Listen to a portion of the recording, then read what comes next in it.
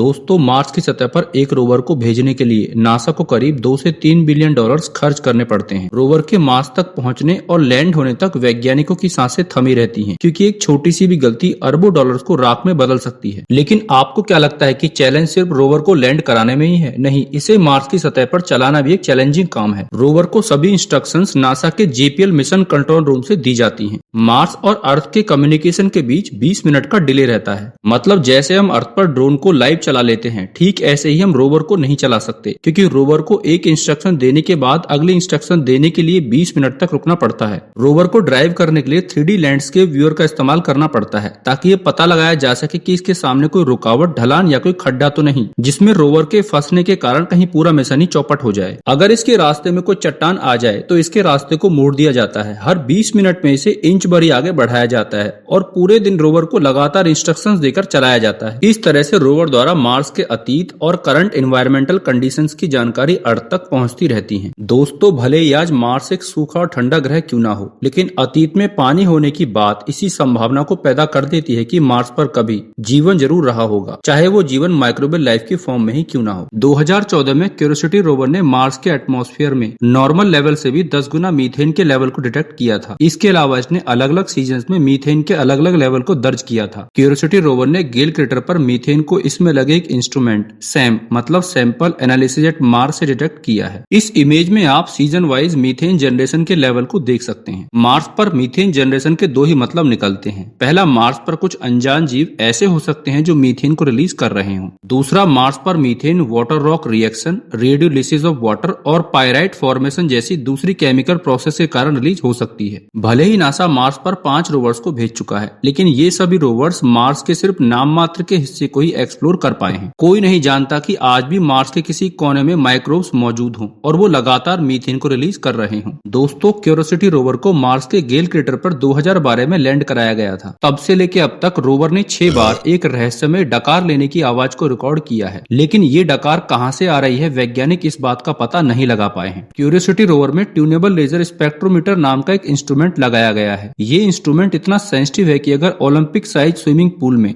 एक चुटकी नमक भी डाल दिया जाए तो ये उसे भी डिटेक्ट कर सकता है। इसी इंस्ट्रूमेंट ने डकार की आवाज को सुनकर रिकॉर्ड किया है। कैलिफोर्निया इंस्टीट्यूट ऑफ टेक्नोलॉजी के अनुसार ये मीथेन गैस के बबल्स के फूटने की आवाज भी हो सकती है। क्यूरियोसिटी रोवर ने ये आवाज कई किलोमीटर दूर से सुनी है। वैज्ञानिक ये भी मान रहे हैं कि कहीं मार्स की सतह के नीचे कोई ऐसी जगह तो नहीं जहां किसी रूप में लाइफ एग्जिस्ट करती हो और वहीं से ये मीथेन रिलीज हो रही हो। अर्थ पर भी इंसान और जीव जंतु मीथेन छोड़ते हैं। मीथेन का एग्जिस्टेंस करीब 300 साल तक रहता है और ये सनलाइट के संपर्क में आकर धीरे धीरे नष्ट हो जाती है। मतलब मार्स पर कुछ तो ऐसा है जो आज भी मीथेन छोड़ रहा है। आप क्या सोचते हैं, कौन ले रहा होगा मार्स पर डकार?